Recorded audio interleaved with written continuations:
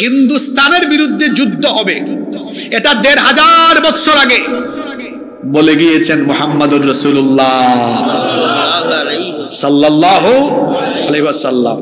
এই যুদ্ধে অনেক মুসলমান শহীদ হবে, যারা শহীদ হবে তারা তো ভাগ্যবান। আবু বকর রাদিয়াল্লাহু আনহু এই গাজওয়াতুল হিন্দের কথা শুনে নবীজিকে বলেছেন, ইয়া রাসূলুল্লাহ, আমি যদি বেঁচে থাকি আমার জানমাল সব বিক্রি করে দিয়ে আমি এই যুদ্ধে অংশ নিব। চিন্তা করেছেন, হাদিসের ফজিলত বুঝতে পেরেছেন তিনি। তা আমরা যদি বেঁচে থাকি আমরা কি বসে থাকবো নাকি?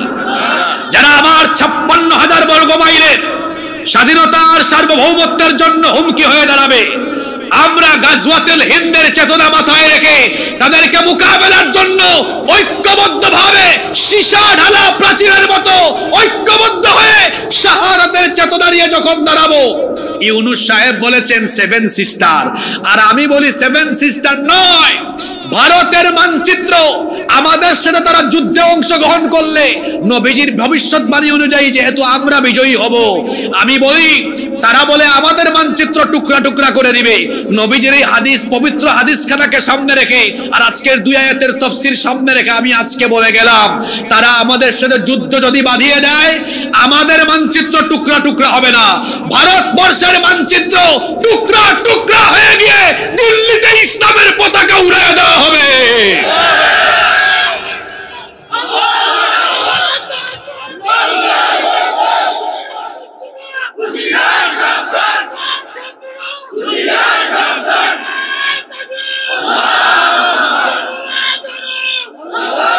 ব্যাটারি যে ফিউজ হয়েছিল, ব্যাটারিতে কি চার্জ হলো?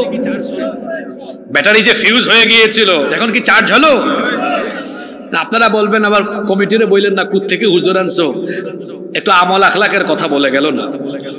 আপনার দেশের স্বাধীনতাই হুমকির মুখে, দেশ রক্ষায়, এই দেশের স্বাধীনতা সার্বভৌমত্ব আর ইসলাম রক্ষায় কাজ করা, সচেতন থাকা প্রতিটি মুসলমানের জন্য ফরজে আইন। পৃথিবীতে ভারত হলো বাংলাদেশের সবচেয়ে বড় দুশমন। ভারতকে যে বন্ধু ভাববে সে বুকার স্বর্গে বসবাস করছে। ভারত ভারত এই দেশে কিনা করলো, সে আমার দেশের সবকিছু নিতে চায়, গিলে ফেলতে চায়, কিছু দিতে দেয়। 2টা জিনিস দেয়, সীমান্তে ফেলানির লাশ আর বর্ষা মৌসুমে আমাদেরকে পানি দিয়ে মারে, শুকনা মৌসুমে পানি দেয় না। ভারতীয় সেবাদাসরা 15 বছর ভারতকে অনেক কিছু দিয়েছে, তারা নিজের মুখেই বলেছে ভারতকে এসো কিছু দিয়েছি, তারা আজীবন মনে রাখবে। ভারতকে খুশি করার জন্য পিলখানা হত্যাকাণ্ড বাংলাদেশে ঘটানো হয়েছে। ভারতকে খুশি করার জন্য 13 সালে শাপলা চত্বরে আলেম উলামা ছাত্রদেরকে হত্যা করা হয়েছে। ভারতকে খুশি করার জন্য আল্লামা সাঈদীকে বিষ প্রয়োগ করে হত্যা করা হয়েছে। ভারতকে খুশি করার জন্য ইসলামী আন্দোলনের শীর্ষ নেতৃবৃন্দকে অন্যায়ভাবে ফাঁসিতে ঝুলিয়ে হত্যা করা হয়েছে। ভারতকে খুশি করার জন্য এই দেশের অনেক সম্পদ তাদের হাতে তুলে দেওয়া হয়েছে। কাজটা করছে কি দেখেন তো, বিদ্যুৎ আনে ভারত থেকে।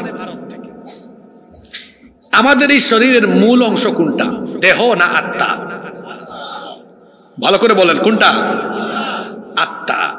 আত্মা যখন থাকে না তখন নাম হাসিবুর রহমান থাকে না, নাম হয় লাশ। নাম হয় কি? তাহলে গুরুত্বপূর্ণ কোনটা, দেহ না আত্মা? কারেন্ট হলো একটা দেশের আত্মা।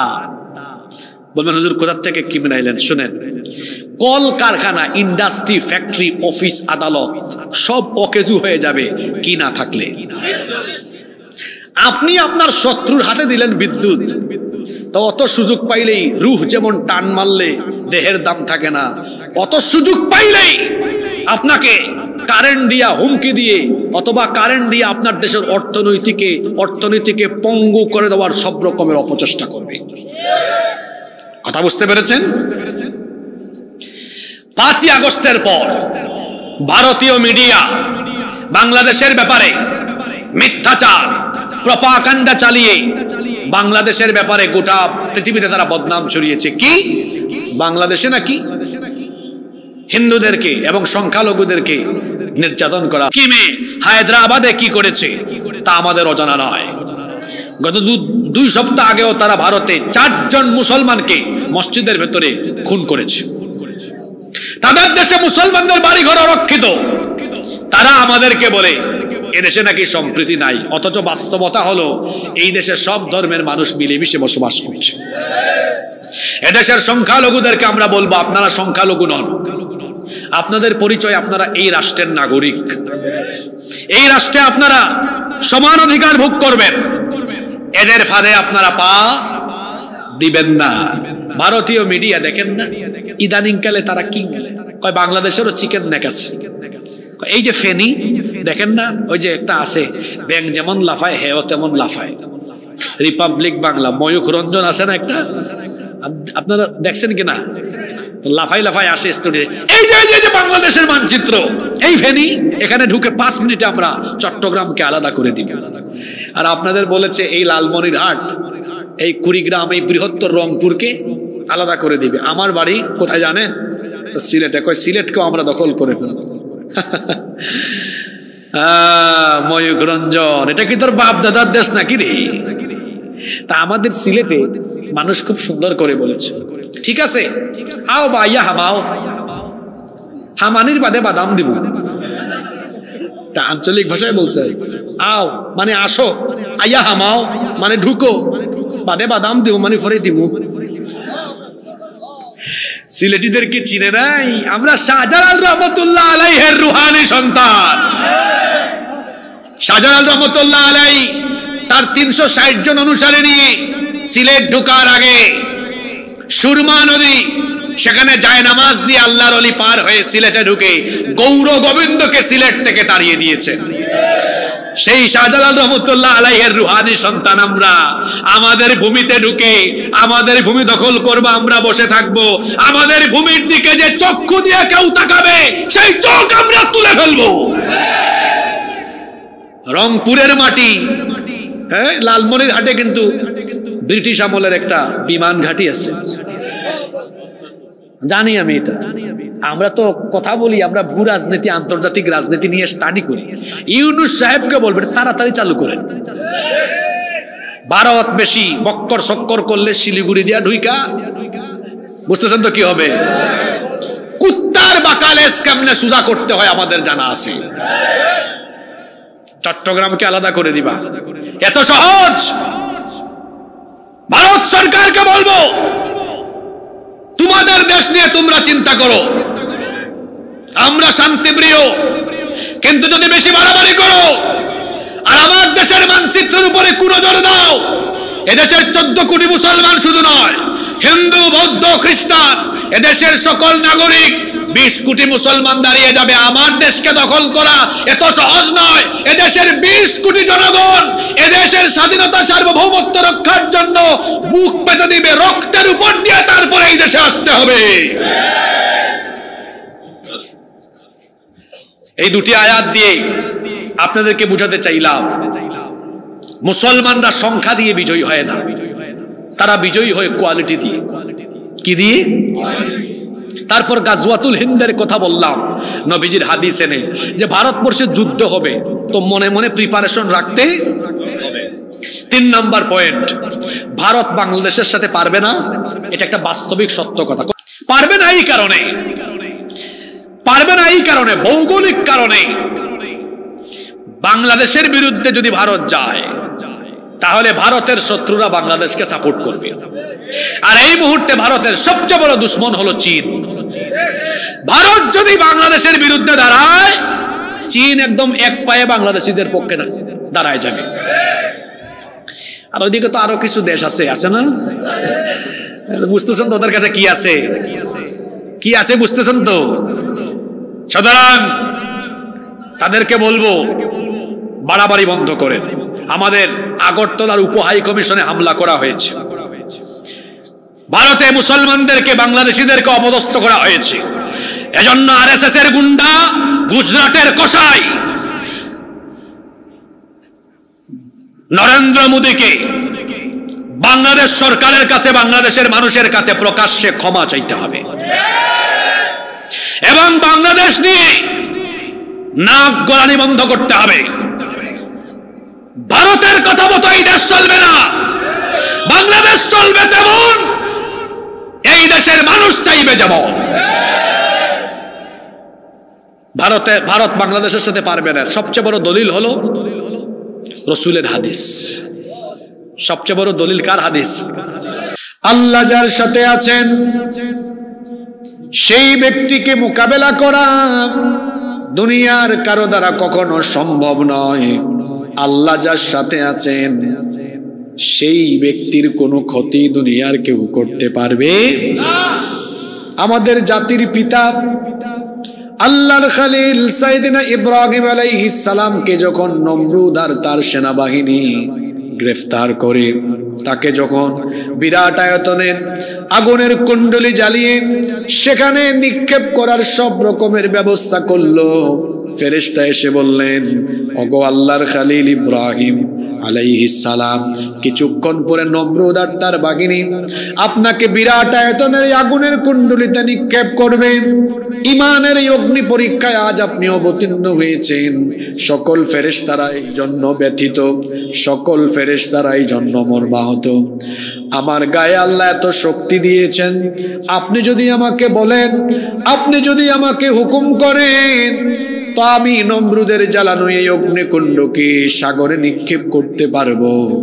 আল্লাহ তাআলা তখন বললেন, হে আল্লাহর ফেরেশতা, এটা করার জন্য আল্লাহ তোমাকে হুকুম দিয়েছেন নাকি তুমি নিজে নিজে নিজের ইচ্ছায় আমাকে হেল্প করতে এসেছো? এই ফেরেশতা বললেন, আল্লাহ এখনো আমাকে হুকুম করেন নাই, নিজের ইচ্ছায় আমি এখানে এসেছি আপনাকে সাহায্যের জন্য। আল্লাহর নবী জাতির পিতা ইব্রাহিম আলাইহিস সালাম তখন বললেন, আল্লাহ যদি তোমাকে হুকুম না করেন তো তোমার মতো ফেরেশতার সাহায্যের কোনো দরকার আমার নাই। আজ আমি আগুনের যে পরীক্ষায় অবতীর্ণ হয়েছি, এই আগুনে ঝাঁপ দিলে যদি আমার আল্লাহ খুশি হয়ে যান, তো আমি আমার আল্লাহর জন্য একবার নয় দুইবার নয়, আল্লাহ যতবার চাইবেন ততবার আমি আগুনে ঝাঁপ দিতে রাজি আছি। তিনি তখন বললেন, হে ফেরেশতা, তুমি শুনে নাও, তোমার মতো ফেরেশতার সাহায্য আমার এই জন্য দরকার নাই। তার কারণ হলো হাসবুনাল্লাহু ওয়া নি'মাল ওয়াকিল। আমার জন্য যিনি যথেষ্ট, গলার আওয়াজ বড় করে বলেন তো তিনি কে? আল্লাহ। এই কথা শুনে আল্লাহ খুশি হয়ে গেলেন। আল্লাহ তাআলা তখন বললেন, হে আমার খলিল ইব্রাহিম, আগুনের এই পরীক্ষায় অবতীর্ণ হওয়ার পরে আমি যে তোমার সাথে আছি সেটা তুমি উপলব্ধি করতে পারলে। আমি জাস্ট এই বিষয়টা দেখার জন্যই তোমাকে এই পরীক্ষায় ফেলেছি। তুমি এই পরীক্ষা অবতীর্ণ হয়েছ, যেহেতু তোমার ঈমান আছে যে আমি তোমার সাথে আছি, আমিও দেখব নমরুদের আগুন কেমনে তোমাকে পুরাতে পারে। আল্লাহু আকবার। আল্লাহ তখন আগুনকে আদেশ করলেন, ইয়া নারু কুনি বারদান ওয়া সালামান আলা ইব্রাহিম। আগুনের মালিক যিনি, শীত ঝেড়ে ফেলে দিয়ে সব শক্তি গলার মাঝখানে এনে সবাই বলেন তো তিনি কে? সেই আল্লাহ আগুনকে হুকুম করলেন, ইয়া নারু কুনি বারদান ওয়া সালামান আলা ইব্রাহিম। হে আগুন, তোমার স্বভাব হলো জ্বালিয়ে দেওয়া, পুড়িয়ে দেওয়া, ছারখার করে দেওয়া, কিন্তু আজ তুমি তোমার স্বভাবের বিপরীত কাজ করবে। তুমি আমার খলিল ইব্রাহিমকে আজকে জ্বালাতে পারবে না, পুড়াতে পারবে না। আমার হুকুম হলো আমার খলিল ইব্রাহিমের জন্য আজ তুমি উত্তাপের পরিবর্তে তার জন্য শান্তিদায়ক এবং আরামদায়ক হয়ে যাও। নমরুদ আর তার বাহিনী ইব্রাহিম আলাইহিস সালামকে চরকিতে উঠায়া এই বিরাট আয়তনের প্রজ্বলিত অগ্নিকুণ্ডে যখন ফেলে দিল, নমরুদ আর তার বাহিনী আনন্দে মাতোয়ারা, খুশিতে আত্মহারা হয়ে লাফালাফি করছে। তারা বলছে, আমাদের দুশমন ইব্রাহিম শেষ, আজকে জ্বলে পুড়ে ছারখার হয়ে যাবে। কিছুক্ষণ পরে এসে একজন বলে, লিডার, এত খুশি হওয়ার কারণ নাই, অবস্থা সুবিধার না। নমরুদ বলে, কি হয়েছে? কয় আজকে আগুনের জানে কি হয়েছে, আমরা ইব্রাহিমকে আগুনে ফেললাম, কিন্তু আগুন তো ইব্রাহিমকে জ্বালাতে পারে না, পুরাতে পারে না। লিডার তাকায় দেখেন আমাদের জ্বালানো আগুন ইব্রাহিমের জন্য ফুল বাগান হয়ে গিয়েছে। ইব্রাহিম আলাইহিস সালামের সাথে সেই কঠিন মুসিবতের সময় যিনি পাশে ছিলেন, সাথে ছিলেন, জোরে বলেন তো তিনি কে? আল্লাহ সাথে ছিলেন বলে এই কঠিন বিপদে আল্লাহই তার হেফাজতের জন্য যথেষ্ট হয়ে গিয়েছেন। আল্লাহ সাথে ছিলেন বলে নমরুদের আগুন আমাদের জাতির পিতাকে পুরাতে পারে। আল্লাহ সাথে থাকলে ওই ব্যক্তির কোনো ক্ষতি কেউ করতে পারে না। ওই যে মুসা নবীর কাহিনী আপনারা জানেন, মুসা আলাইহিস সালাম তিনি তার উম্মত নিয়ে বড় টেনশনে, বড় দুশ্চিন্তায় আছেন, কারণ তার উম্মত বনি ইসরাইলকে ফেরাউন যুগের পর যুগ জুলুম নির্যাতনে নিষ্পেষণে একেবারে শেষ করে দিচ্ছি। মুসা আলাইহিস সালাম পেরেশানিতে পড়ে গেলেন, কিভাবে তার উম্মতকে এই কঠিন পরিস্থিতি থেকে নাজাতের পথ দেখানো যায়। মুসা আলাইহিস সালামকে আল্লাহ বললেন, তুমি তোমার উম্মত নিয়ে মিশর ত্যাগ করে মিশর ছেড়ে চলে যাও। রাতের অন্ধকারে তিনি তিনার উম্মত নিয়ে অজানা গন্তব্যে পথ চলা শুরু করলেন। এই খবর ফেরাউনের কানে চলে গেল, সেও তার দলবল নিয়ে পেছন থেকে ধাওয়া আরম্ভ করলো। সারা রাত পথ চলতে চলতে ভোরবেলা, সকালবেলা, দিনের বেলায় মুসা নবী তার উম্মতকে নিয়ে লোহিত সাগরের সামনে হাজির হয়ে গেলেন। এখন সামনে সাগর, তাদের সামনে আর কোনো পথ নাই। মুসা নবী যখন তার উম্মত নিয়ে সাগরের সামনে দাঁড়িয়ে আছেন, কিছুক্ষণ পর দেখা গেল পেছনে ফেরাউনের বাহিনী আসা আরম্ভ করলো। মুসা আলাইহিস সালামের অধৈর্য এই উম্মত বনি ইসরাইল তখন বলল, মুসা কোথায় নিয়ে আসলে আমাদেরকে? তুমি বলেছিলে আমাদেরকে নাজাতের পথ দেখাবে, কিন্তু আজকে দেখতে পাচ্ছি আমাদের সামনে নাজাতের পথ নয়, সামনেও মরণের পথ, পিছনেও মরণের পথ। সামনে গেলেও মরণ, পিছনে গেলেও মরণ। ও মুসা তুমি কোথায় আমাদেরকে নিয়ে আসলে? মুসা তাকিয়ে দেখো ফেরাউনের বাহিনীর হাতে তীর আছে, বল্লম আছে, তলোয়ার আছে, মরণাস্ত্র আছে। মরণাস্ত্র মানে হলো যে অস্ত্র দিয়ে মানুষ মারা যায়, এই রকমের মরণাস্ত্র তাদের হাতে আছে। আর তাকাও তো আমাদের হাতে কারো কাছেই কোনো অস্ত্র শস্ত্র নাই। এত কঠিন বিপদের সময়ে মুসা আলাইহিস সালাম তিনি তার উম্মতকে এমন এক কথা বললেন, সেই কথাকে আল্লাহ তাআলা কোরআনে কারীমের ভেতরে তুলে দিলেন। মুসা আলাইহিস সালাম তার উম্মতকে বললেন, শোনো, তোমরা দেখছো তাদের হাতে তীর আছে, তলোয়ার আছে, বল্লম আছে, লাঠি সুটা আছে, মরণাস্ত্র আছে, আর তোমরা বলতেছো আমাদের সাথে কিছু নাই। কে বলেছে আমাদের সাথে কিছু নাই? আমাদের সাথে এমন জিনিস আছে যা তাদের সাথে নাই। তিনি তখন তার উম্মতকে শুনিয়ে দিলেন, কাল্লা ইন্না মাইয়া রাব্বি সায়াহদিন। কে বলেছে আমাদের সাথে কেউ নাই? কাল্লা, কখনো নয়। ইন্না মাইয়া রাব্বি, নিশ্চয়ই আমাদের সাথে আমাদের রব আছেন। জোরে বলেন তো তিনি কে? সে আল্লাহ যার সাথে আছেন, তাদের যদি অস্ত্রও না থাকে এদের সাথে কেউ পারবে? জোরে বলেন পারবে? মুসা নবী বললেন, সায়াহদিন, অপেক্ষা করো, শীঘ্রই আল্লাহ পথ দেখাবেন। আল্লাহ বললেন, মুসা তোমার ঈমান তো বড় দামি ঈমান, সামনে পিছনে দুই দিকে মরণ থাকা সত্ত্বেও তুমি আমার উপরে এত অবিচল, তোমার বিশ্বাস আমি সাথে আছি। হ্যাঁ, আমি সত্যি সাথে আছি, এই ঈমান আমি দেখতে চেয়েছিলাম, এখানে তুমি উত্তীর্ণ। এরা মরণাস্ত্র নিয়ে মারতে এসেছে, আজ তোমাদেরকে তারা মারবে না, মারতে এসে আজ তারা নিজেরাই মরে যাবে। আল্লাহু আকবার। একজন কই ঠিক ঠিক কি? কোরআনের কথা ঠিক বেঠিক করার আপনি কি? আপনি বললেও ঠিক, না বললেও, যেটা বললে সওয়াব হবে ওইটা বলবেন। যেমন এখানে আল্লাহ সাহায্য করবেন, সাথে আছেন, তো খুশি হয়ে বলবেন ঠিক না, আল্লাহু আকবার, সওয়াব হবে। আমাদের দেশে মাহফিলে ঠিক কিনা বক্তারাও ঠিক কিনা, ঠিক না বেঠিক? আপনার কথা ঠিক না বেঠিক শ্রোতা নির্ধারণ করার কে?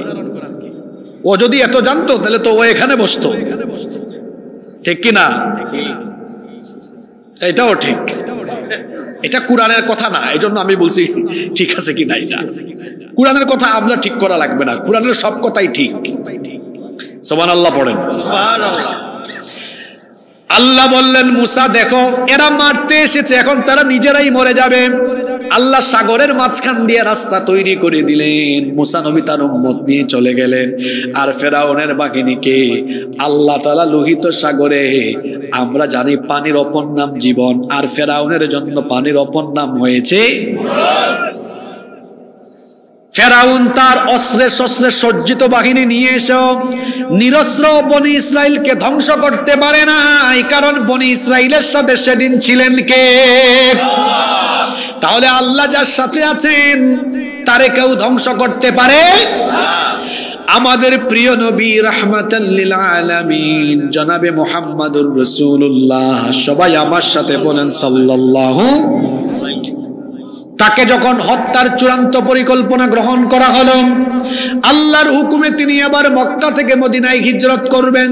তার সাথী আবু বকর সিদ্দিক রাদিয়াল্লাহু আনহুকে নিয়ে রাতের অন্ধকারে রওনা করলেন। পথ চলতে চলতে ফজরের ঠিক আগ মুহূর্তে একটা গুহার পাশ দিয়ে যাচ্ছেন, গারে সুর। আবু বকর রাদিয়াল্লাহু আনহু বললেন, ওগো আল্লাহর নবী, আর আমাদের পথ চলা ঠিক হবে না, কারণ দিনের বেলা দিনের আলোতে কাফেরের দল আমাদেরকে চিনতে পারলে ধরে ফেলবে, ধরলে কচু কাটা করে ফেলবে। চলেন এই গুহার ভেতরে আমরা অবস্থান নেই। তারা গুহার ভেতরে অবস্থান নিলেন।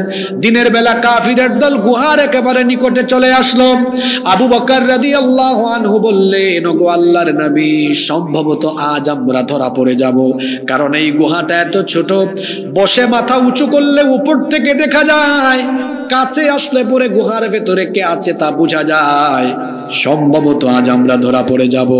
আমরা দুইজন আর তারা অনেকজন, আর তাদের সাথে অস্ত্র আছে, আমাদের সাথে তো কিছুই নাই। আল্লাহর নবী বললেন, ও আবু বকর, কে বলেছে আমাদের সাথে কিছু নাই? নবীজি তখন আবু বকর রাদিয়াল্লাহু আনহুকে এমন কথা বললেন, আল্লাহ সেটাকেও কোরআনের আয়াত বানিয়ে দিলেন। আল্লাহর নবী তখন বললেন, লা তাহজান ইন্নাল্লাহা মা'ানা, ভয় পেও না, নিশ্চয়ই আমাদের সাথে আছেন কে? কাফেররা সেদিন তাদের কোনো ক্ষতি করতে পেরেছে? আপনারা এখনো বুঝতে পারতেছেন না হুজুর আজকে কি আয়াত ধরে কোন দিকে আগাচ্ছে, আর 5 মিনিট পরে বুঝবেন কোন দিকে যাচ্ছে হুজুর। যার সাথে আল্লাহ আছেন তার কোনো ক্ষতি কেউ করতে পারে? তিনটা ঘটনা আমি কোরআন থেকে শোনালাম। জাতির পিতা ইব্রাহিম আলাইহিস সালামের সাথে আল্লাহ ছিলেন। জাতির পিতাকে 15 বছরের গুতা খাইয়া এখনো সাহস করে বলতে পারেন না জাতির পিতাকে? জোর করে জাতির ঘাড়ে জাতির পিতা চাপিয়ে দেওয়া যায় না। জোর করে জাতির পিতা কাউকে বানিয়ে আর রাস্তার মুড়ে মুড়ে মূর্তি বানিয়েই জাতির পিতা হিসেবে কাউকে প্রতিষ্ঠা করা যায় না। এটা পীর আউলিয়ার দেশ, এটা ইসলামের দেশ, মসজিদ মাদ্রাসার দেশ। এই দেশে মূর্তি নির্মাণে আলেম ওলামারা বাধা দিয়েছে। আলেম ওলামারা বাধা দেওয়ার পরে তাদেরকে জেলখানায় ঢুকানো হয়েছে। অবশেষে জেন জি এর ছেলেরা 5ই আগস্টে মূর্তি ভেঙে চুরে চুরমার করে দিয়ে মূর্তিবিহীন বাংলাদেশ উপহার দিয়েছে। এটা মূর্তির দেশ নয়, এটা মসজিদ মাদ্রাসার দেশ। সম্মানিত ভাইয়েরা, বলছিলাম আল্লাহ যার সাথে আছেন তার কোনো ক্ষতি কেউ করতে পারবে? জাতির পিতার সাথে আল্লাহ ছিলেন, নমরুদের আগুন তাকে পুরাতে পারে নাই। মুসা নবী এবং তার উম্মতের সাথে আল্লাহ ছিলেন, এই জন্য ফেরাউন তাদের কোনো ক্ষতি করতে পারে নাই। আমার আপনার নবী হিজরতের রাতে যখন আবু বকর রাদিয়াল্লাহু আনহুকে নিয়ে গুহায় অবস্থান নিলেন, আল্লাহ সাথে ছিলেন বলে কাফেররা কোনো ক্ষতি করতে পারে? তাহলে বোঝা গেল আল্লাহ যাদের সাথে আছেন তাদের সংখ্যা যদি কম হয়, সংখ্যায় তারা যদি অল্প হয়, বেশি সংখ্যক লোক অল্প সংখ্যকদেরকে হারাতে পারবে না যদি অল্প সংখ্যকদের সাথে থাকেন কে? কোন যুগে মুসলমানরা কোয়ান্টিটি সংখ্যা দিয়ে পরিমাণ দিয়ে বিজয়ী হয় নাই। মুসলমানরা যুগে যুগে বিজয়ী হয়েছে কোয়ালিটি দিয়ে। কি দিয়ে? যে দুটি আয়াত আমরা আজকে তাফসীর করছি, এই দুটি আয়াত নাজিল হয়েছে বদর যুদ্ধের প্রাক্কালে। আমরা জানি বদরের যুদ্ধ হলো ইসলামের প্রথম যুদ্ধ। এই যুদ্ধ বড় ভয়াবহ কঠিন একটা যুদ্ধ ছিল, অসম যুদ্ধ, যেখানে কাফিরদের সংখ্যা বেশি আর মুসলমানদের সংখ্যায় কম হওয়া সত্ত্বেও মুসলমানদেরকে বিজয় দিয়েছেন কে? রাব্বুল আলামিন কোরআনে কারীমের 3 নম্বর সূরা সূরা আলে ইমরানের 123 নম্বর আয়াতে বললেন, ওয়ালাকাদ নাসারাকুমুল্লাহু বিবাদরিন ওয়া আনতুম আযিল্লাহ ফাত্তাকুল্লাহা লাআল্লাকুম তাশকুরুন। আর অবশ্যই আল্লাহ তোমাদেরকে বদরে সাহায্য করেছেন যখন তোমরা সংখ্যায় ছিলে কম, মাত্র 313, আর কাফিরের সংখ্যা হলো 1000। অসম একটা যুদ্ধ, যেখানে তুলনা করলে কাফিররা সব দিক থেকে এগিয়ে, সংখ্যায় কাফিররা এগিয়ে, অস্ত্রের দিক থেকে কাফিররা এগিয়ে, ট্রেনিং এর দিক থেকে কাফিররা এগিয়ে, কারণ কাফিরদের 1000 সব প্রশিক্ষণ প্রাপ্ত, আর ইমানদারদের 313, কারণ যুদ্ধের কোনো প্রশিক্ষণ নাই। কাফিরদের ঘোড়া বেশি, উট বেশি, কারণ সেই যুগে যুদ্ধের বাহন ছিল ঘোড়া, উট। তাদের ঘোড়া বেশি, উটও বেশি। মুসলমানদের ঘোড়া কম, উট কম, অনেকে পায়ে হেঁটে গিয়েছেন। কাফিরদের যুদ্ধের রসদ আছে, মুসলমানদের যুদ্ধের তেমন কোনো রসদ নাই। কাফিরদের অর্থ করি বেশি, মুসলমানদের অর্থ কম। জনবল, অর্থবল, সৈন্যবল, যুদ্ধের রসদ, বাহন, এই 5টা বিষয় হলো যুদ্ধের জন্য গুরুত্বপূর্ণ। 5টা বিষয়, অর্থ, সৈন্যবল, জনবল, রসদ, বাহন, 5টা বিষয়ে 5টা জায়গায় কাফিররা মুসলমানদের থেকে পিছিয়ে না এগিয়ে। আল্লাহ নবী 313 জন নিয়ে যখন দাঁড়িয়েছেন, আল্লাহ নবী মুমিনদেরকে বললেন, ও মুমিনেরা হতাশ হয় না, আমাদের সবকিছু কম কম, তাদের সবকিছু বেশি। তাদের হয়তো সব অস্ত্র শস্ত্র আছে, কিন্তু আমাদের কাছে এমন এক অস্ত্র আছে যে অস্ত্র তাদের নাই। সেই অস্ত্র হলো ঈমান। আমাদের ঈমান আছে, ওদের ঈমান। ওরা কোয়ান্টিটিতে পরিমাণে বেশি, কিন্তু ঈমানের কোয়ালিটিতে আমরা এগিয়ে। আমরা যদি এই ঈমানের কোয়ালিটি নিয়ে দাঁড়াতে পারি, আমরা লড়াই করা লাগবে না, আমাদের পক্ষ হয়ে আল্লাহর পাঠানো ফেরেশতা আমাদের পক্ষে লড়াই করবে। আল্লাহু আকবার। সূরা আলে ইমরানের পরবর্তী আয়াত 124 নম্বর আয়াতে আল্লাহ সেই কথা উঠায়া দিয়েছেন, ইয তাকুলু লিল মুমিনিনা আলাইয়াকফিয়াকুম আইয়ুমিদ্দাকুম রাব্বুকুম বিসালাসাতি আলাফিম মিনাল মালাইকাতি মুনজালিন।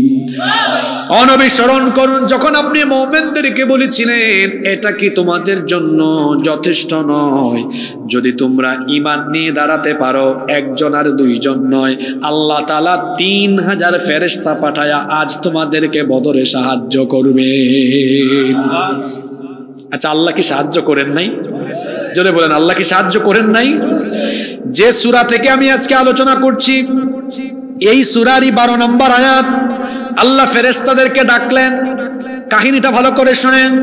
ইয ইউহি রাব্বুকা ইলাল মালাইকাতি আন্নী মাআকুম ফাসাব্বিতুল্লাযীনা আমানু সাউলকি ফি কুলুবিল্লাযীনা কাফারুর রু'বা ফাদরিবু ফাওকাল আ'নাকি ওয়াদরিবু মিনহুম কুল্লা বানান। আল্লাহ বলছেন, স্মরণ করো যখন তোমার রব ফেরেশতাদেরকে বলেছিলেন, ফেরেশতারা আমার মুমিনরা 313, অস্ত্র নাই, গাছের ডাল নিয়ে অনেকে এসেছে, যাও নামো, মুমিনদের পক্ষে নামো। আল্লাহু আকবার।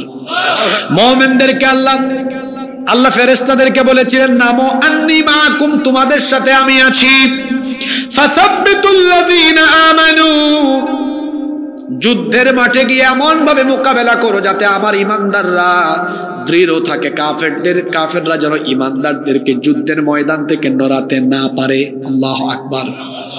আল্লাহ ফেরেশতাদেরকে বলবেন, নামো, যাও তোমরা যুদ্ধের ময়দানে। সাউলকি ফি কুলুবিল্লাযিনা কাফারুর রুব, কাফিরদের অন্তরে আমি ভয় ঢেলে দিব। ও ফেরেশতারা, যাও বদরের মাঠে গিয়ে ফাদরিবু ফাওকাল আ'নাক। কুরআনের শব্দ চয়নের নমুনা কতই না চমৎকার। ফাদরিবু ফাওকাল আ'নাক, যাও গিয়ে প্রত্যেকটা কাফেরের ঘাড়ের উপরে আঘাত করো। আল্লাহু আকবার। আল্লাহ এই কথা, এই হুকুম কাদেরকে দিচ্ছেন? জোরে বলেন। ফাদরিবু ফাওকাল আ'নাক, গিয়ে প্রত্যেকটা কাফেরের ঘাড়ের উপরে, গর্দানের উপর আঘাত করো। আল্লাহু আকবার। সলিমউদ্দিন কসিমউদ্দিনের তরবারির আঘাত আর ফেরেশতার আঘাত কি একরকম নাকি? আমার আপনার 100 জনের আঘাতের চাইতে আরো কঠিন আঘাত ফেরেশতার আঘাত। আল্লাহু আকবার। আল্লাহ ফেরেশতাদেরকে আরো বললেন, ওয়াদরিবু মিনহুম কুল্লা বানান, কাফেরদেরকে ধইরা জুড়াই জুড়াই মারো। আল্লাহ এই আদেশ দিয়েছেন কাদেরকে? আল্লাহর হুকুম মতো ফেরেশতাই কাম করছে। জোরে বলেন, করছে। এটা করছে যে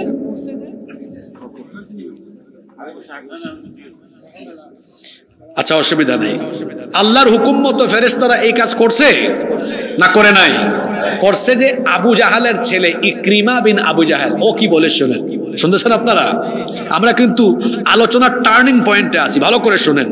আমরা এখন আমাদের দেশে আসব, বুঝবেন কোনটার সাথে কোনটা মিলে। ইকরিমার ছেলে, আবু জাহালের ছেলে ইকরিমা বিন আবু জাহাল, সে বলছে, বদরের ময়দানে আমরা 1000 ট্রেনিং প্রাপ্ত কাফের বাহিনী নিয়ে আমরা যখন আনন্দের সাথে এগিয়ে যাচ্ছিলাম, দুর্বল মুসলমান, এদের কাছে অস্ত্র নাই, কিছুই নাই। আমরা ভাবলাম কয়েক মিনিটে এদেরকে শেষ করে দিব। এই আনন্দ নিয়ে আমরা যখন আঘাতে লাগলাম, আমরা নজর করে দেখলাম মোমেনরা আমাদের সামনে এসে আমাদেরকে আঘাত করার আগে সাদা সাদা পোশাক পরিহিত কারা জানি তুফানের গতিতে এসে আমাদের নেতৃবৃন্দের শরীর থেকে কল্লা আলাদা করে ফেলে দিয়েছে। এই সাহায্য কার তরফ থেকে? আরো জোরে, কার তরফ থেকে? এই বক্তব্য কার? আবু জেহেলের ছেলে ইকরিমা, কাফিরের ছেলে। এবার আসেন একজন বদরি সাহাবী, আবু দাউদ ইবনে মাজিনা রাদিয়াল্লাহু আনহু, ইনি বদরি যোদ্ধা ছিলেন, সাহাবী। তিনি বলছেন, আমি তলোয়ার নিয়ে কাফেরের ঘাড়ের উপর আঘাত করতে যাব। আমি তার ঘাড়ের উপর তলোয়ার যখন ধরলাম, তলোয়ার নামানোর আগে দেখলাম কে জানি তার শরীর থেকে গর্দান আলাদা করে দিয়েছে। আল্লাহ রসুল এই কথা শোনার পরে বললেন, ফেরেশতা, এই কাজ কে করেছে? আল্লাহ তো একজন দুইজন নয়, তোমরা 313 জন ইমানদারের জন্য হাজার হাজার ফেরেশতা পাঠায়া বদরে সাহায্য করেছে। আল্লাহ সাথে থাকলে অস্ত্র শস্ত্র দিয়া তাদের মোকাবেলা করা যায়। এখানে কোয়ান্টিটি বেশি ছিল কাফেরদের, মুসলমানদের কোয়ান্টিটি পরিমাণ কম, কিন্তু ইমানের কোয়ালিটির কারণে আল্লাহ সাথে থেকে আল্লাহ কাফেরদেরকে পরাজিত করে মুসলমানদেরকে বিজয় দিয়েছেন। আল্লাহু আকবার। সে আল্লাহ এখন আর নাই, সে আল্লাহ এখন আর নাই, থাকলেও পাওয়ার আগের মতো নাই। আছে নাকি? তো আমাদেরকে যে পাশের দেশ তাদের সেবা দাস, তাদের 5 গুলামদেরকে 5 আগস্টে হারানোর পরে এখন যে তারা দেশকে অস্থিতিশীল করতে করতে চলমান, এই সময়ে তারা আমাদেরকে হুমকি দেয়, তোমাদের ছোট্ট এই দেশ, সংখ্যায় তোমরা কম, 5 মিনিটে এই করে ফেলবো, দখল করে ফেলবো। ব্যাককলের দল। আমাদের জনসংখ্যা কম হতে পারে, আমরা সংখ্যায় 14 কোটি মুসলমান এই দেশে আছি, কিন্তু সংখ্যায় 14 কোটি হলেও আমরা ইমান নিয়ে দাঁড়ালে সেই শক্তি কয়েক গুণ বৃদ্ধি পাবে। আর আমাদেরকে যদি, আমরা যুদ্ধপ্রিয় জাতি নই, আমরা শান্তিপ্রিয় জাতি, কিন্তু কেউ যদি আমাদেরকে আক্রমণ করে, আমরা ডিফেন্সিভ, কাউকে আমরা আক্রমণ করি না, তবে আক্রান্ত হলে কাউকে আমরা ছাড় দিতেও জানি না। সিংহ যতক্ষণ ঘুমিয়ে থাকে তাকে ঘুমিয়ে থাকতে দাও। কানের কাছে এসে খুচাখুচি করলে, সিংহের ঘুম ভাঙলে অবস্থা কিন্তু খারাপ হয়ে যাবে। মুসলমান বীরের জাতি। পাশের দেশের দাদা বাবুরা, আপনার তো লালমনিরহাটের মানুষ, পাশেই তো তারা আছে, কয় লালমনিরহাট দখল করে ফেলবে, বলে না? আমার দেশের মানচিত্রের উপরে যারা কুনজর ফেলবে সেই চক্ষুকে এই দেশের মানুষ উপড়ে ফেলবে।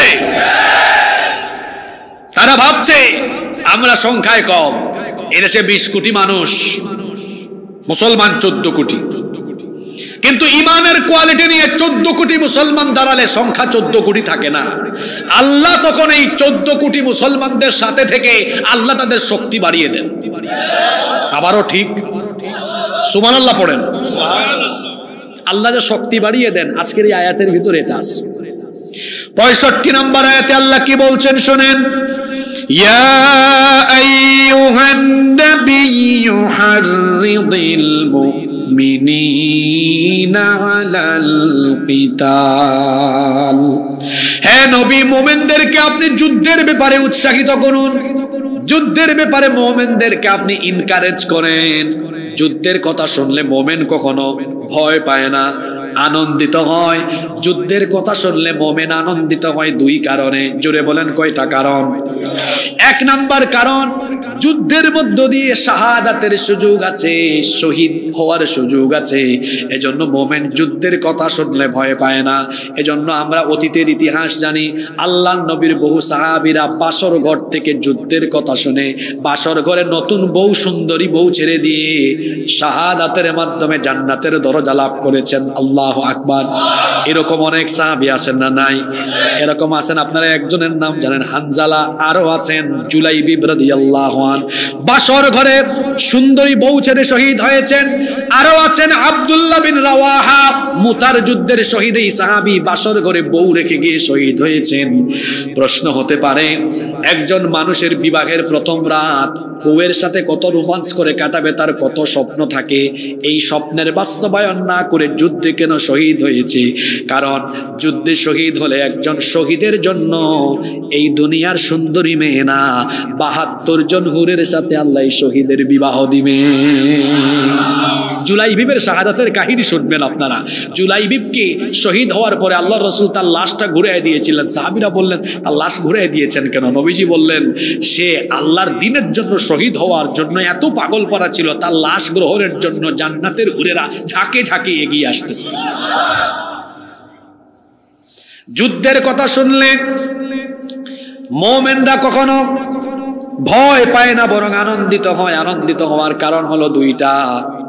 যুদ্ধের মধ্যে শহীদ হওয়ার সুযোগ আছে, আর শহীদ হওয়ার লাভ কি? যে ব্যক্তি আল্লাহর পথে শহীদ হয়, ওই ব্যক্তির আল্লাহ কোনো হিসাব করেন না, বিচার করেন না। বিনা হিসাবে, বিনা বিচারে আল্লাহ তাকে জান্নাত দিয়ে দেয়। এজন্য আমার জাতীয় কবি বলেছেন, উহারা চাহুক দাসের জীবন, আমরা শহীদি দরজা চাই। নিত্য মৃত্যু ভিতরা, মোরা মৃত্যু কোথায় খুঁজে বেড়াই। আমরা শাহাদাতের তামান্না হৃদয়ে লালন করি বলে আমরা কথা বলতে ভয় পাই না, কোরআনের পক্ষে দাঁড়াতে, রক্ত দিতে, জীবন দিতে, জেলে যেতে, ফাঁসির কাস্টে ঝুলতে ভয় পাই না। তারা আমাদেরকে মৃত্যুর ভয় দেখায়, আর আমরা ফাঁসির দড়িকে স্যান্ডেলের ফিতার মতো মনে করে শাহাদাতের দরজা দিয়ে প্রবেশ করি। শাহাদাত এটা আমাদের জীবনের চূড়ান্ত স্বপ্ন। শহীদ হওয়া এটা আমাদের জীবনের চূড়ান্ত স্বপ্ন।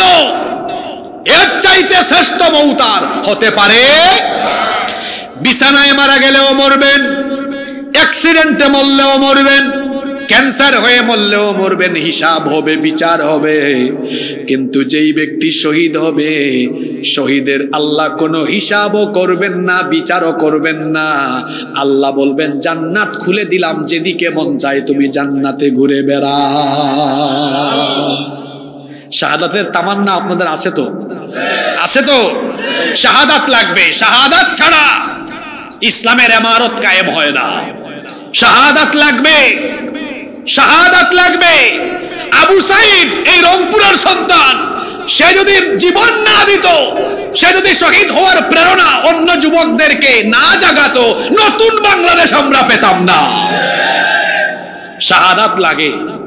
একটা বিল্ডিং যখন নির্মাণ করা হয়, ইট, বালু, পাথর, সিমেন্ট সব ব্যবহার হয় না, অনেক নিচে পড়ে যায়। একটা বিল্ডিং বানাতে হলে বহু পাথর, প্লাস্টার করার সময় অনেক বালু, পাথর, সিমেন্ট যখন নিচে পড়ে যায়, ঠিক একইভাবে ইসলামের ইমারত নির্মাণ করতে হলে আমার মতো আপনার মতো লক্ষ লক্ষ কোটি কোটি মানুষকে শহীদ হয়ে মাটির নিচে চলে যেতে হবে। এই শহীদদের রক্তের উপরে ভিত্তি করে ইসলামী ইমারত কায়েম হবে। এজন্য শাহাদাতের চেতনা আমাদের থাকতে হবে। আছে তো? যুদ্ধ শুনলে কোনো ভয়? এক নাম্বার কারণ, এর মধ্যে কি হওয়ার সুযোগ আছে? দুই নাম্বার কারণ, মুসলমানরা যুদ্ধের কথা শুনলে ভয় পায় না। এর দুই নাম্বার কারণ হলো মুসলমান তো যুদ্ধে একা থাকে না, তার সাথে যিনি থাকেন তিনি কি? বিশ্বাস হয়? খন্দকের যুদ্ধে কাফিরের সংখ্যা ছিল 10,000, মুসলমানের সংখ্যা ছিল মাত্র কত হাজার? আল্লাহ তাআলা দেখলেন আমার 3,000 ইমানদার সাহস নিয়ে দাঁড়িয়ে গিয়েছে। আল্লাহ বললেন তোরা থাক, আমার বহু অস্ত্র আছে। আল্লাহ বাতাসকে বললেন এখন বাতাসই আমার অস্ত্র। আল্লাহ এক এক সময় এক এক জিনিসকে কাফিরদের জন্য মরণাস্ত্র হিসাবে ব্যবহার করেন। যেমন পানিকে ফেরাউনের জন্য বানিয়েছেন মরণাস্ত্র, মশাকে নমরুদের জন্য বানিয়েছেন মরণাস্ত্র। খন্দকে আল্লাহ বললেন ও নবী, আজ দেখেন কি করি, আমি বাতাস প্রেরণ করে ঠান্ডা কনকনে বাতাস পাঠিয়ে প্রচন্ড বায়ুর কারণে কাফেরদের শিবির, তাবু এবং কাফেরদের বাহিনীকে আল্লাহ তাআলা কিছুক্ষণের মধ্যে এবলা থাবলা বানিয়ে দিয়ে ময়দান ছাড়া করে দিয়েছেন। আল্লাহু আকবার। তাহলে যুদ্ধের কথা শুনলে মুমিনরা ভয় পায় না। কয় কারণে? এক, এর মধ্যে কি হওয়ার সুযোগ আছে? শহীদ হওয়ার সুযোগ আছে। দুই, আমরা একা নই, আমাদের সাথে আছেন কে? এই জন্য আল্লাহ তার নবীকে বললেন ইয়া আইয়ুহান নাবিয়্যু হাররিদিল মুমিনিনা আলাল কিতাল। ও নবী, মুমিনদেরকে যুদ্ধের ব্যাপারে উৎসাহিত করেন। কারণ হলো যুদ্ধের সময় মুমিনের শক্তি আমি এমন ভাবে বাড়িয়ে দেই। আল্লাহ আয়াতের পরের অংশে কি বলছেন শুনেন, ইয়াকুম মিনকুম 20 সাবিরুনা ইয়াগলিবু মিআতাইন। যদি ঈমানের উপরে থাকা মুমিনের সংখ্যা হয় মাত্র 20 জন, 20 জনের গায়ে আমি আল্লাহ এত শক্তি তখন ঢেলে দিব, 20 জন তখন কোয়ালিটির কারণে তারা শক্তিতে দিক সমৃদ্ধ হয়ে 200 জন কাফেরকে তারা পরাজিত করতে পারবে। আচ্ছা, খায়বার যুদ্ধের ইতিহাস আপনাদের জানা আছে না? আলী রাদিয়াল্লাহু আনহু খায়বারের যুদ্ধের দিনে এক হাতে তলোয়ার আর এক হাতে কি নিয়েছিলেন? কপাট নিয়ে কাফেরদেরকে এবলা থাবলা বানায় দিয়েছে। যুদ্ধ শেষ হয়েছে, সাহাবীরা বলছেন এত বড় কপাট, এটা আলীর গায়ে কি এত শক্তি কেমনে? উনি, আমরা শুনলাম যুদ্ধে নাকি উনি কপাট দিয়া কাফেরদেরকে সাইজ করছেন। আলী রাদিয়াল্লাহু আনহু, হ্যাঁ, আসাদুল্লাহিল গালিব, আল্লাহর সিংহ বলা হয় তাকে। সুবহানাল্লাহ। নবীজি বলেন আচ্ছা আলী, তুমি একটু এই কপাটটা এখন তুলো তো, একটু তুলা দেখাও। আলী রাদিয়াল্লাহু আনহু এটা হাতে এখন আর তিনি মাথাটা নিচু করে দিলেন, শরম পাইছেন। আল্লাহ রসুল বললেন আলী শরম পাইও না, তুমি ঠিকই কপাট নিয়ে যুদ্ধ করেছিলে, কারণ আল্লাহ তোমার মাধ্যমে খায়বারে মুসলমানদের বিজয় দেওয়ার জন্য আল্লাহ যুদ্ধের সময় তোমার গায়ে এত শক্তি ঢেলে দিয়েছিলেন। কি 36 জুলাই গুলি মারে, দাঁড়াইলেই বুলেট মারে। এই ছাত্রদের হাতে কিছুই নাই, তারপরেও দাঁড়িয়ে গিয়েছে, কারণ এদের বুকে বুক ভরা সাহস সেই সময় দিয়েছেন কে? জোরে বলেন, দিয়েছেন কে? গুলি করে বুক ঝাঁঝরা করে দিয়ে ধরে আয়না ঘরে বন্দি করো, তারা থাকতে পারে নাই। পৃথিবীর কোন জালেমকে আল্লাহ তাআলা শাস্তি ছাড়া দুনিয়া থেকে বিদায় করেন নাই। আল্লাহ বললেন ইমানের কোয়ালিটিতে থাকা 20 জন দাঁড়ালে পরাজিত করতে পারবে কয়জনকে? ভুলে গেছেন নাকি আপনারা? আয়াত কিন্তু শেষ হয় নাই, শুনেন। ওয়া ইয়াকুম মিনকুম মিআতুন ইয়াগলিবু আলফাম মিনাল্লাযীনা কাফারু বিআন্নাহুম কওমুন লা ইয়াফকাহুন। আর ইমানের উপর টিকে থাকা মুমিনের সংখ্যা যদি হয় 200, তাহলে তারা 1000 জনকে মোকাবেলা করে পরাজিত করে দিবে। তাহলে দেখি হিসাবটা মনে রাখছেন কিনা। 20 জনে, আমার বাবা জানরা কথা না বললে আমার কোনো আপত্তি নেই, আমার বাপের বয়সী মানুষ, ওনারা যে এতক্ষণ আছেন এটাই শুকরিয়া। যুবকদের ব্যাটারি যদি ফিউজ হয়ে যায় তাহলে হবে? যুবক যুবকের মতো কথা বলবে। 20 জনে কয়শো? আরো জোরে, 20 জনে 200, আর 200 জনে ভাগ করে দেখেন তো জনপ্রতি কত হয়? জনপ্রতি কত হয়? ভাগ করেন না, 200 ভাগ 10, 1000 ভাগ 200 সমান সমান ফলাফল হবে কতজন? তা আঙ্গুল সাগরে দেখে 5 বুঝি। তাজা তাজা শাকসবজি, দেশি গরুর মাংস, দেশি মুরগির মাংস, দেশি মুরগির ডিম, এগুলা খাইয়া এই বুঝি মাথা হইছে। কয়জন? 10 জনে, যে আমার বাবা বলেছে। যুবক ছেলে বলতে পারে না। 200 জনে 20 জন, ভাগে কত পড়ে? 10 জন। 1000 জনে আবার 200 জনে 1000 জন, ভাগে কত পড়ে? এই হিসাব কি আমার না আল্লাহ? আমার না আল্লাহ?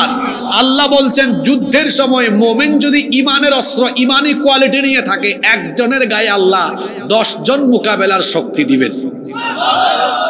তাহলে একজনকে কয় গুণ শক্তি? আসেন তো কুরআনের এই আয়াত দিয়ে আজকে আমরা মিলায় দেখি। বাংলাদেশের জনসংখ্যা হলো 20 কোটি, মুসলমান হলো 14 কোটি। 14 কোটিকে 10 দিয়ে গুণ করেন তো কত কোটি? 140 কোটি। তার মানে আমাদের সাথে কেউ যদি যুদ্ধ করতে চায় সেজন্য আমাদেরকে 14 কোটি মনে না করে, কারণ আমরা যখন ঈমান নিয়ে দাঁড়াবো তখন 140 কোটির শক্তি নিয়ে দাঁড়াবো। এই শক্তিকে মোকাবেলা করা এত সহজ? পাশের দেশ থেকে আমাদেরকে হুমকি দেওয়া হয়, কয় তোরা 14 কোটি ব্যাককলের দল, তোদের সংখ্যা হলো 130 কোটি, এর মধ্যে 30 কোটি আমাদের জাত। কথা বুঝতেছেন? 30 কোটি মাইনাস করেন, এরা 30 কোটি গুণ 10, 300 কোটির শক্তি।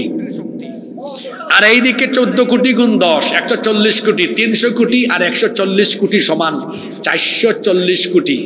পাটা পুতাইলের মাঝখানে, আপনারা কি পাটা পুতাইল বলেন না অন্য কিছু বলেন?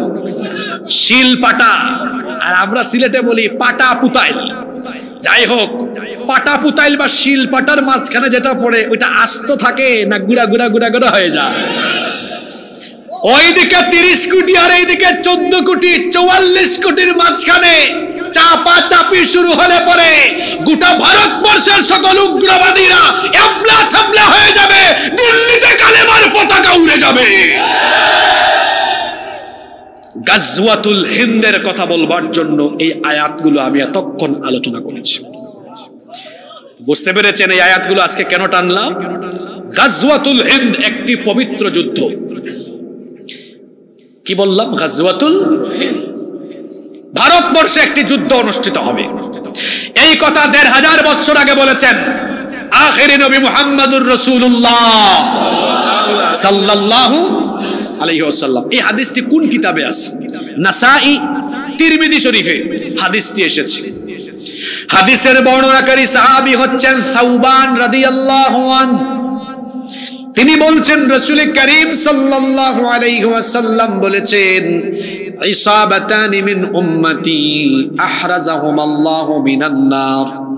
আল্লাহর নবী বলেছেন আমার উম্মতের দুটি দলকে আল্লাহ তাআলা জাহান্নামের আগুন থেকে মুক্তি দিয়েছেন। জাহান্নাম মুক্তি দিয়ে আল্লাহ তাদের জন্য জান্নাত ওয়াজিব করে দিয়েছেন। কয়টা দল? 2 দলের লোককে জাহান্নাম থেকে মুক্তি দিয়েছেন কে? কোন 2 দল? 1 নাম্বার ইসাবাতুন তাগজুল হিন্দ, যারা হিন্দুস্তানের বিরুদ্ধে যুদ্ধে অংশগ্রহণ করবে। এই যুদ্ধে যেই অংশ নিবে আল্লাহ তার জন্য জাহান্নাম হারাম করে দিয়েছে। শহীদ হওয়া না অংশগ্রহণ করা? তাহলে নবীজি বললেন হিন্দুস্তানে যুদ্ধে যারা অংশ নিবে তাদেরকে আল্লাহ জাহান্নাম থেকে মুক্তি দিয়েছেন। এই হাদিস আমাদেরকে কি বার্তা দেয়? হিন্দুস্তানে একটি যুদ্ধ, ধর্মযুদ্ধ হবে। এটা আমার কথা নয়, নবীজির ভবিষ্যৎবাণী। গাজওয়াতুল হিন্দের ব্যাপারে প্রায় 8টা হাদিস আছে। এর মধ্যে 7টা হাদিসের সনদের ব্যাপারে মুহাদ্দিসিনগণ বলেছেন এই হাদিসগুলো সনদের দিক থেকে দাঈফ। কিন্তু আমি যে হাদিসটি এখন পড়লাম এই হাদিসের ব্যাপারে সকল মুহাদ্দিসিন একমত, এই হাদিসের মান হলো সহিহ। এই হাদিসের মান হলো সহিহ। আমার উম্মতের দুটি দলকে আল্লাহ জাহান্নাম থেকে মুক্তি দিয়েছেন। এক দল হলো যারা হিন্দুস্তানের বিরুদ্ধে যুদ্ধে অংশগ্রহণ করবে, আল্লাহ তাদের জন্য জাহান্নাম মাফ করে দিয়েছেন। এই হাদিস শোনার পরে যদি আমরা আগে বলেছি আমরা যুদ্ধপ্রিয় নয়, আমরা শান্তিপ্রিয় জাতি, কিন্তু কেউ আমাদেরকে আক্রান্ত করলে আমরা চুপ থাকতে জানি না, মোকাবেলা করতে জানি। যদি হিন্দুস্তানের উগ্রবাদীরা গায়ে পড়ে আমাদের উপরে এসে পড়ে, আমরা তো বসে থাকবো না। আল্লাহ নবীর এই হাদিস, আমরা ভয়ের সাথে নয়, আমরা জাহান্নাম থেকে মুক্তির আশায়, জান্নাতের আশায়, শাহাদাতের চেতনায় পবিত্র যুদ্ধে আমরা অংশগ্রহণ করব। তাই এই উম্মতের কয়টা দলের জন্য জাহান্নাম মাফ? একটা পাইলাম, যারা কাদের বিরুদ্ধে যুদ্ধ করবে। এটা আমার কথা। তবে হিন্দুস্তানের বিরুদ্ধে মুসলমানরা আরো অনেকবার যুদ্ধ করেছে। সর্বপ্রথম ওমর রাদিয়াল্লাহু আনহুর সময়ে 15 হিজরিতে অভিযান প্রেরণ করা হয়েছে, অতঃপর 38 হিজরিতে, 44 হিজরিতে, 92 হিজরিতে, 402 হিজরিতে, এটা অনেকবার হয়েছে, সামনেও হতে পারে। ইমাম মাহদি আসার আগেই ভারতবর্ষ মুসলমানদের দখলে আসবে।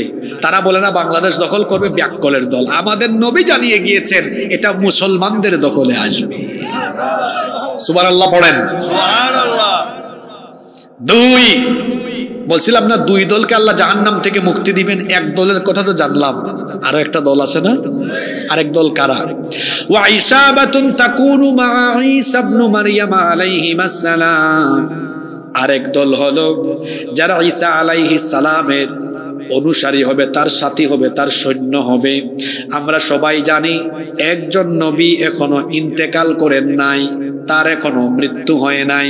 সেই নবীর নাম হলো ঈসা আলাইহিস সালাম। যদিও খ্রিস্টানরা মনে করে, তাদের আকীদা হলো ঈসা আলাইহিস সালামকে তারা শুলে চড়িয়ে হত্যা করেছে, কিন্তু কোরআন আমাদেরকে বলে খ্রিস্টানরা যাকে শুলে চড়িয়ে হত্যা করেছে তিনি ঈসা ছিলেন না, তিনি ছিলেন মিস্টার মিসা।